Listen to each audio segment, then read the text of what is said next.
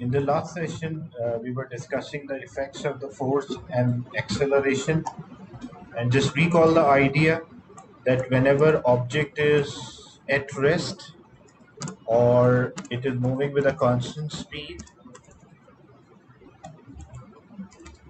so what we can say that the resultant force, there will be forces, but the resultant force will be zero, or no resultant force will act on the object. And whenever object is accelerating or it is decelerating,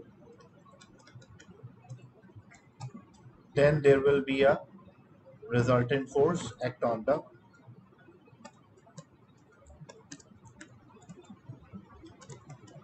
object.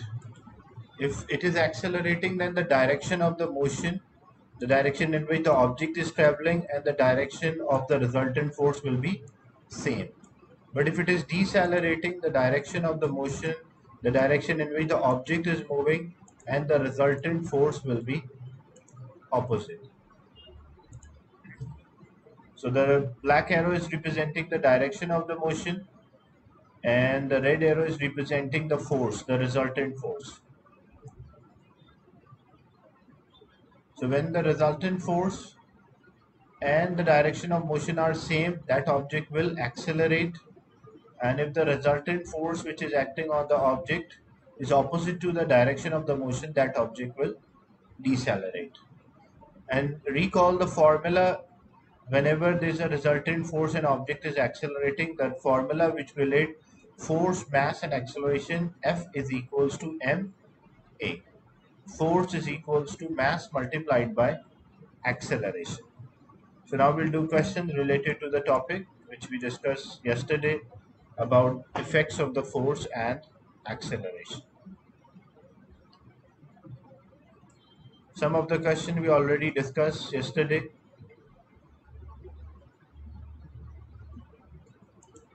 In question 7, a force acting on a moving ball causes the motion to change. This force is constant, force is not changing. What makes a force produce a greater change in the motion? Greater change in the motion means greater acceleration.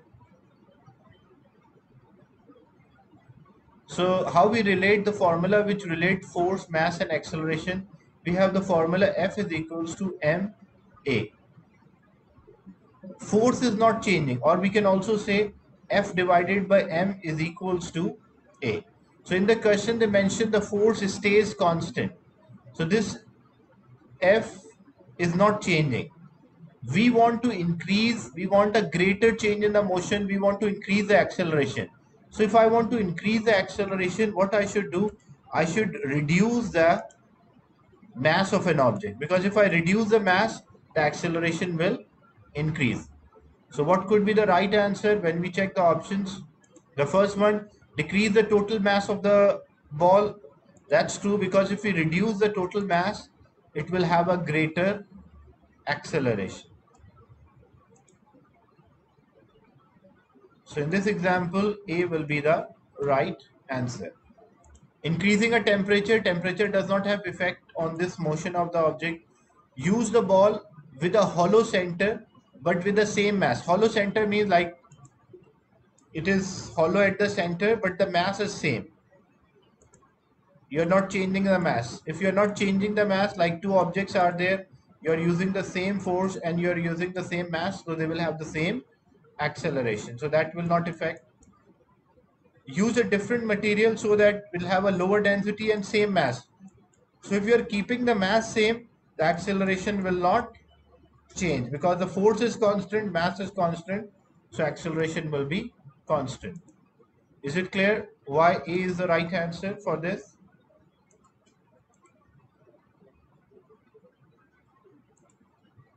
We have the formula F is equals to ma, force is equals to mass multiplied by acceleration. So acceleration is force divided by mass. If we want to increase the acceleration, we want to produce a greater acceleration, then what we should do?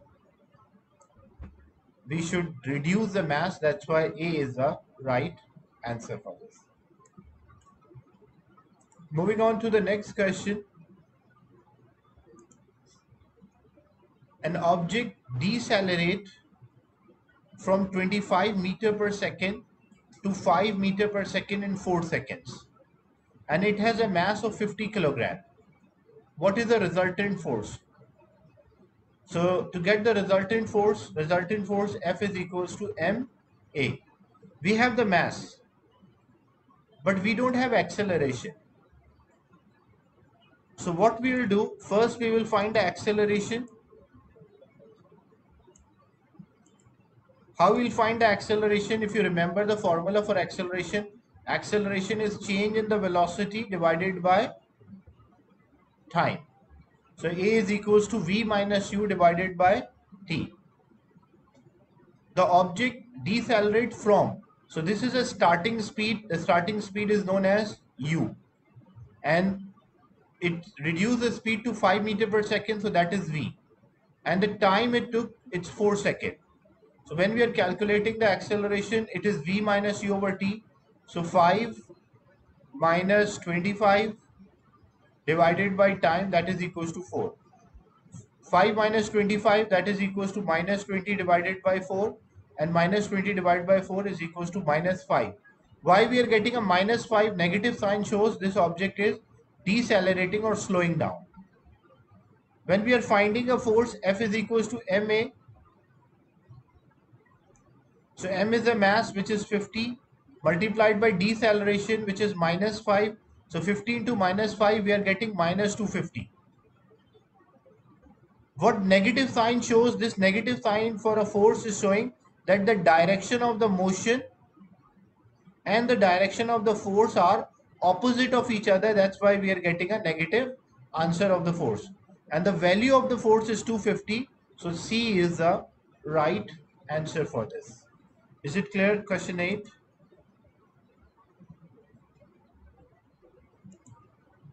To everyone.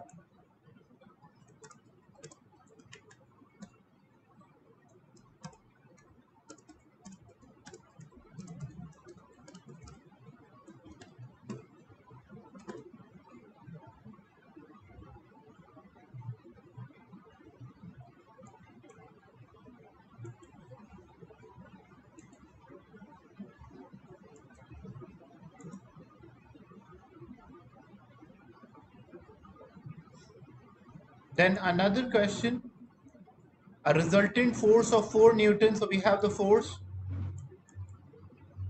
acting on the mass. So we have the mass, and it is acting for 3 seconds. We need the change in the velocity. What is the meaning of change in velocity? It is denoted by delta V, which means V minus U.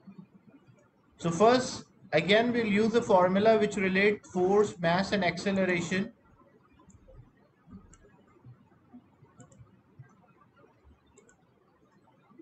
So we have the formula F is equals to ma. Force is equals to mass multiplied by acceleration. So force is 4 here. The mass is 0.5 and acceleration we don't know. First we are finding the acceleration. So 4 divided by 0.5. So 4 divided by half, that will be equal to 8.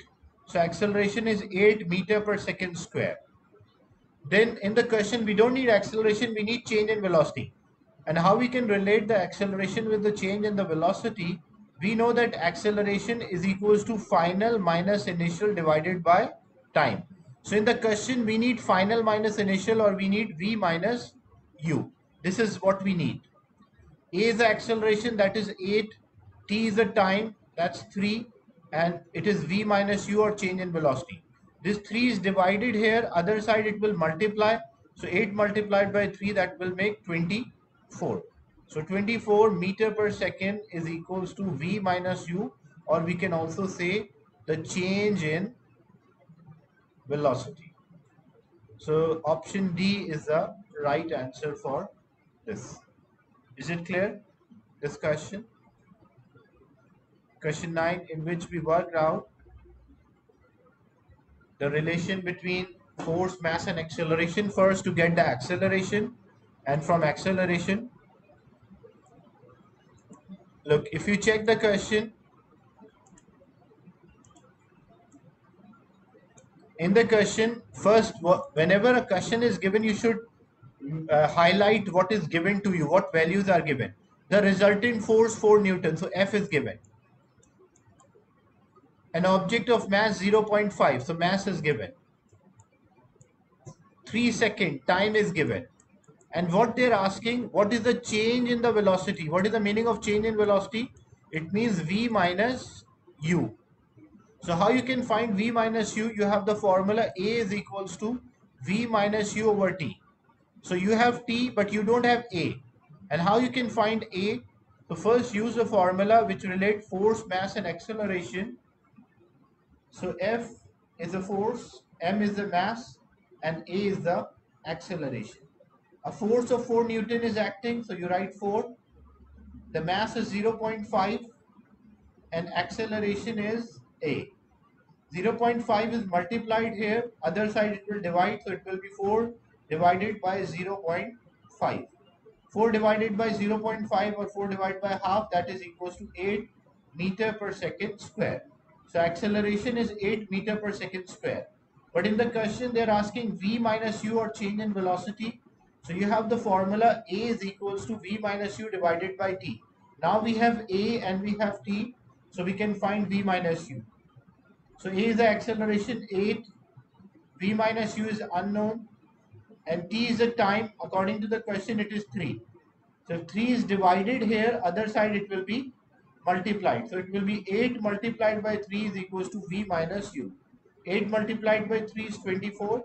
So it means the change in the velocity is equals to 24. That's why D is the right answer. Is it clear, this part?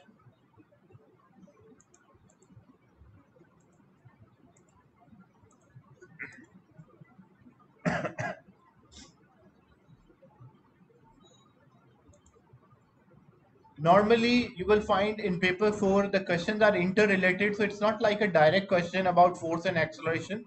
It is related with different parts. Example, a speed time graph is given.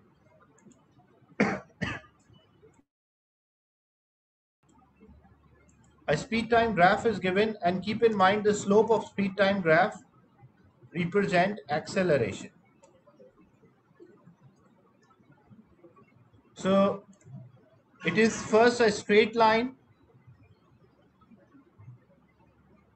and then it is a curve. So first it is a straight line and then it is a curve. So if I say these letters A, B and C, so what is the acceleration from A to B? Acceleration from A to B.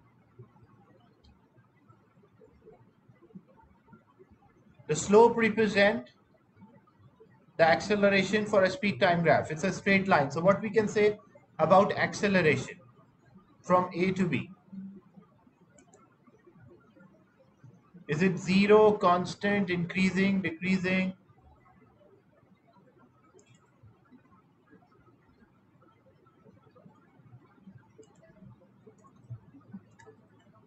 So speed time graph, the slope represent acceleration. So from A to B, it is a constant acceleration.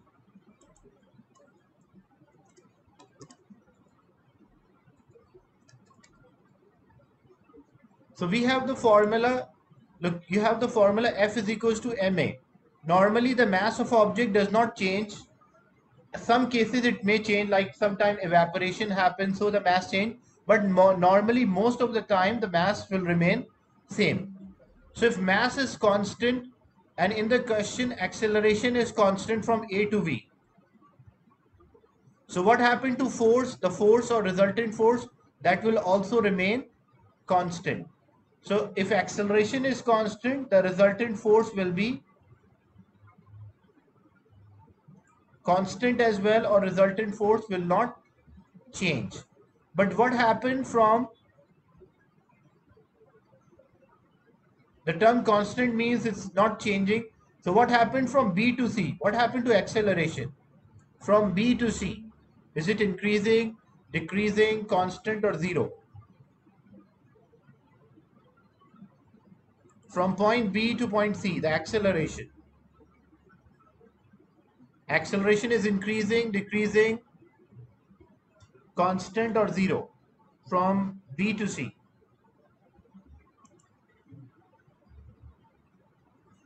If you have a speed time graph,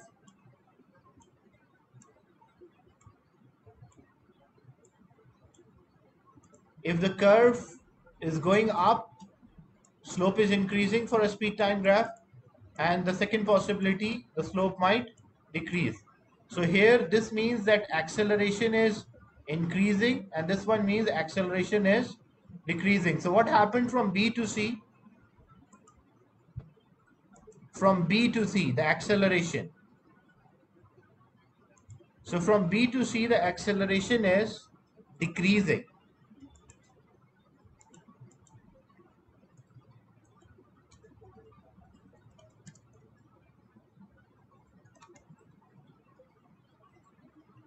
So if the acceleration is decreasing, you have the formula F is equals to ma. Force is equals to mass multiplied by acceleration. Mass of an object most of the time does not change until unless, like for example, if there's a fuel inside the car, then the mass will change, but more or less the mass will remain constant. So what happened if the acceleration is decreasing? So what happened to the resultant force? The resultant force will also decrease. As we know, force and acceleration are directly proportional. So if the acceleration decreases, the resultant force will also decrease.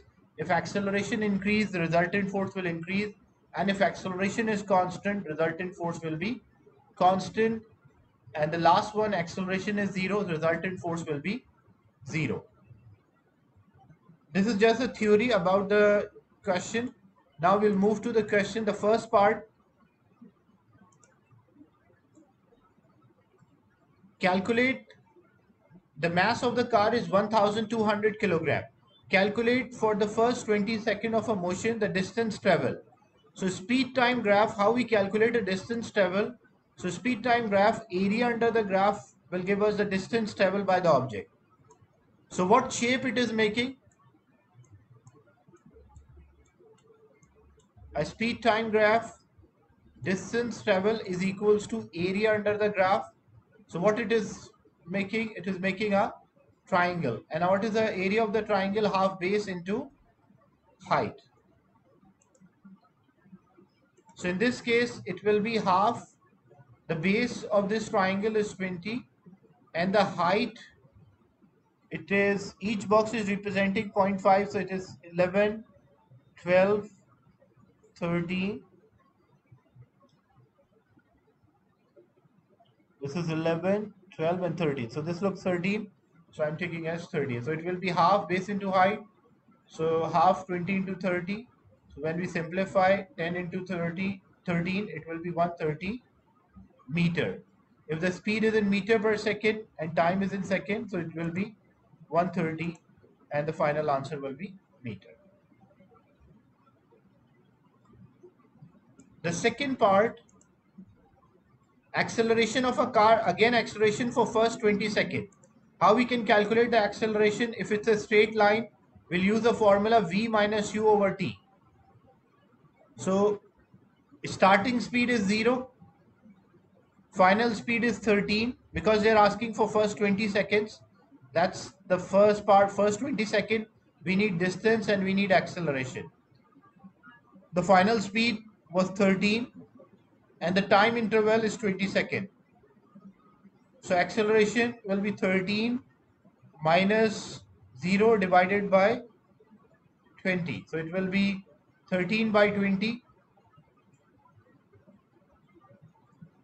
What's the answer when 13 divided by 20? It is 0.65 meter per second square. Because it is acceleration, so meter per second square. If it was a speed, then it is meter per second. Is it clear, the first two parts, A1 and 2?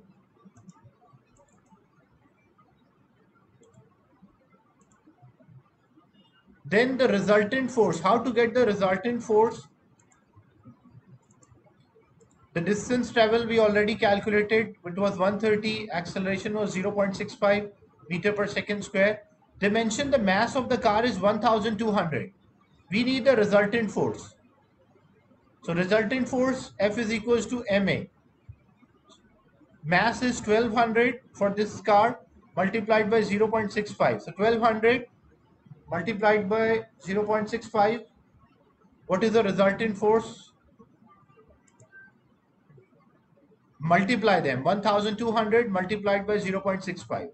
So it will come out as 780 Newton. That is the resultant force acting on the car.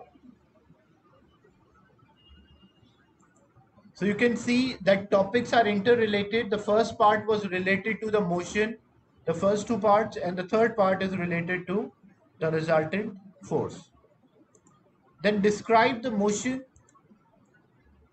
of a car from 25 to 40 seconds. So what is happening from 25 to 40 seconds? How we explain this motion? So as we discussed earlier that its acceleration is decreasing. You cannot say deceleration. Deceleration means the speed should also decrease. So we'll use the term acceleration is decreasing. What does it mean acceleration is decreasing? Like for example, the speed was say 13 meter per second when time is equals to 0, example, or time is equals to 25. Then the speed is say 18 meter per second when time is equals to 35.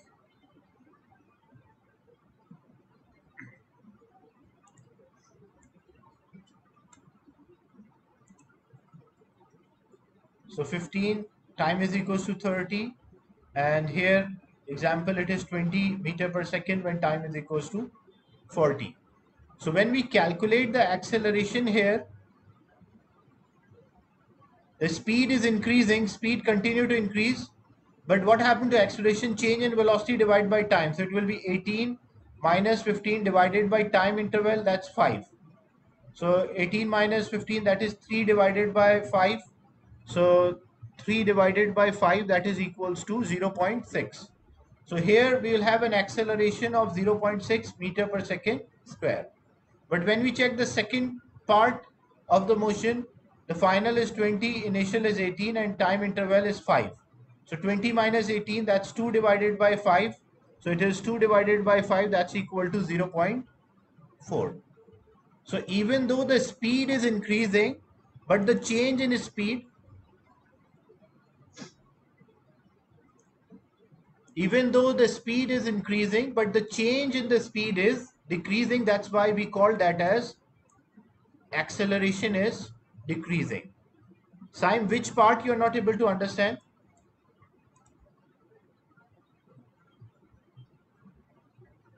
You can use the mic, specific part you are talking about.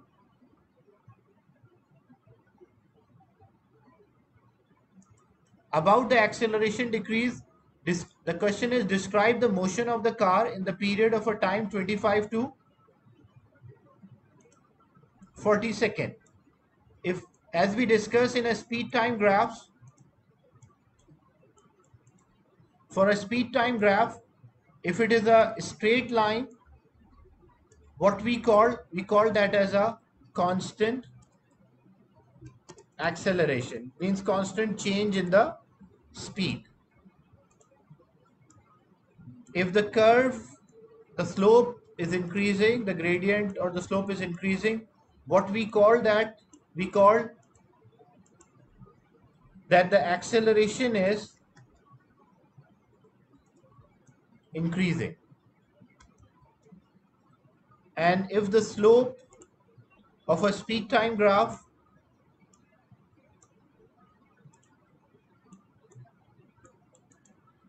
is decreasing, So what we say about this, we say that acceleration is decreasing. So in the question, they ask, explain the motion of this car from 25 seconds to 40 seconds. So from 25 to 40 seconds, when we check the graph, the shape of the graph, so which one it matches with? This shape. Constant acceleration, increasing acceleration, or acceleration is decreasing? Yes, sign. Which one it match with? So acceleration is decreasing. That's why when we write the answer in the last part, we will say that acceleration is decreasing from 25 seconds to 40 seconds. Is it clear? So that was a question and it's of only 1 mark. So you just have to mention that acceleration of the car is decreasing from 25 seconds to 40 seconds. Is it clear now?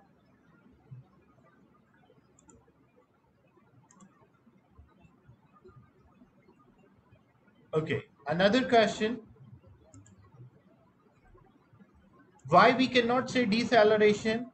What is the reason? Because the term deceleration means the speed is also decreasing. If you have a graph like this, in which the speed is also decreasing, these type of graphs in which the speed is decreasing, what we call that as deceleration. So acceleration decreasing does not mean the speed is decreasing, but the change in the speed is decreasing.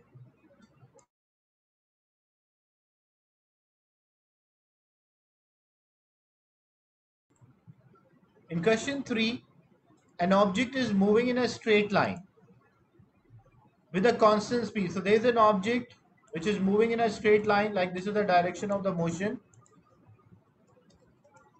and it was moving with a constant speed. So if it is moving with a constant speed, right now what is the resultant force? The resultant force is 0.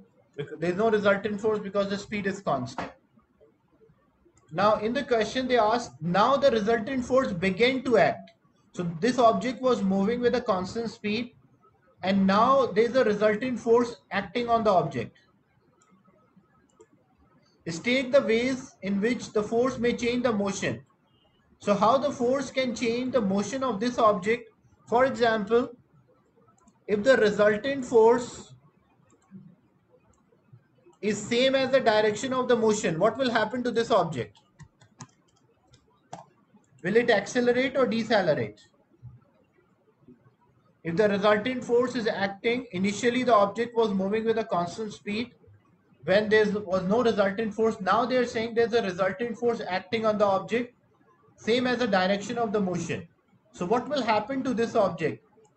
It will accelerate or decelerate?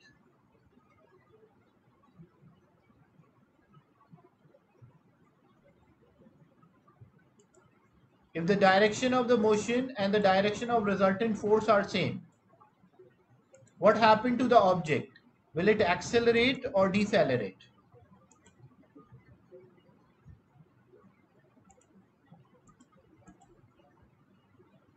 So as the direction of resultant force and motion are same, this object will accelerate or its speed will increase. And what is the second possibility? What might happen if the direction of the motion and the direction of the resultant force is opposite?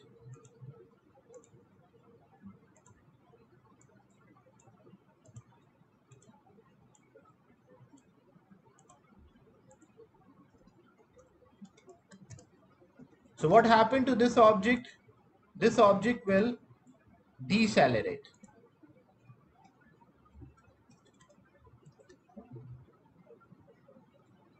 So we have to write the answer in words here.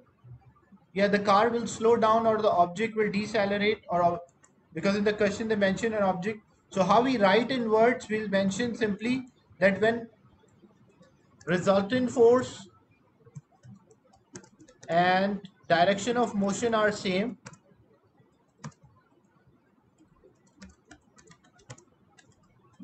the object will accelerate or the speed will increase, and opposite will happen when the resultant force and direction of the motion are opposite of each other. The object will decelerate. Is it clear? You don't have to draw the figure in exam, you just have to write the answer, and it's of 2 marks. So one is for showing that it will accelerate when they are in the same direction, you will get the 1 mark, and if it is opposite it will decelerate. State one other effect of the force that could have on the object. So we discussed the effect of the force. The force can change the shape or size of an object, force can change the direction of the motion, or force can change the speed of an object. Already one of the effect they mentioned that force can change the speed. So what is another effect? It can change the shape or size, you can mention. That's a second effect you can mention. One is already they mentioned. So it can change the shape or a size of an object, or it can change the direction of the motion.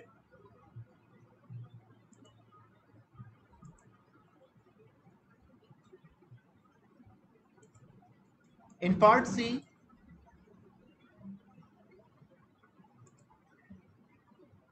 the mass of a car is 1400.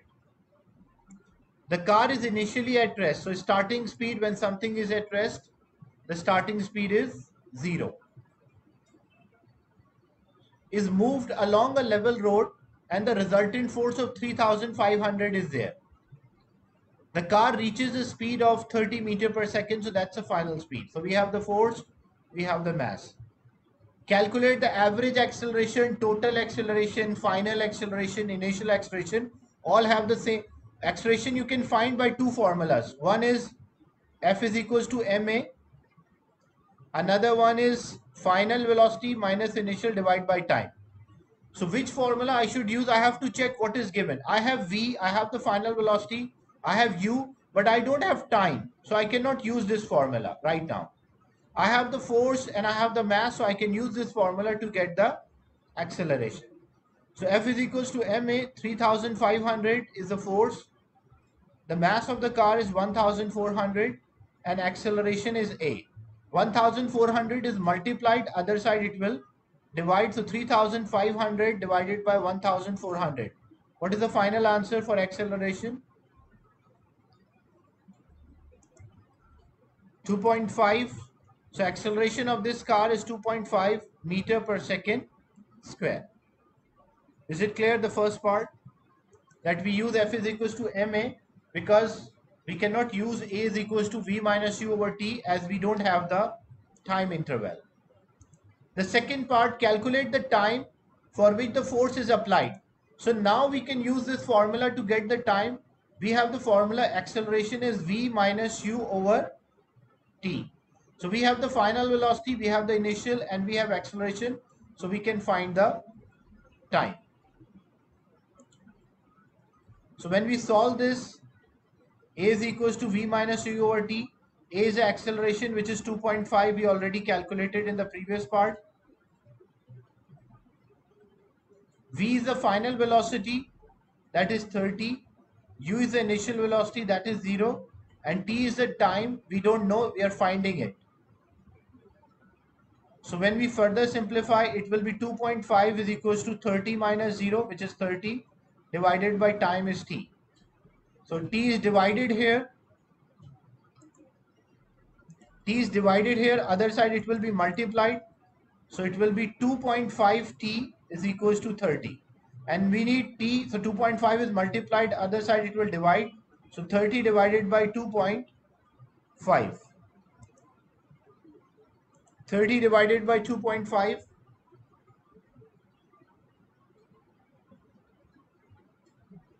That will be 12 seconds. So This force acting on the car for 12 seconds.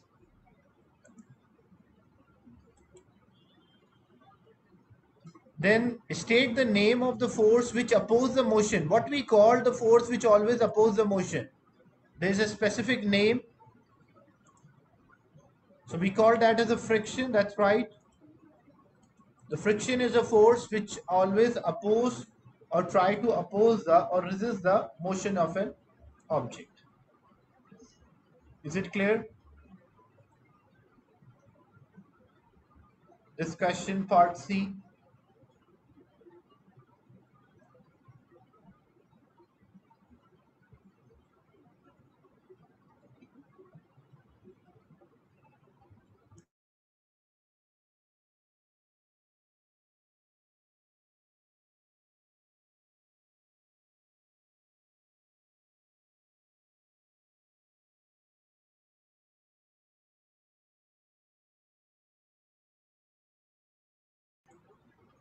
Reason why you can not write resultant force, because resultant force is not always oppose the motion. Some cases it is opposing the motion, some cases it is same as the direction of the motion. But the friction is always opposing the motion. That's why resultant force is not the valid answer here. It should always be a friction force. Because resultant force can have both possibilities. It might be in the same as direction of motion, or it might be opposite to direction of the motion.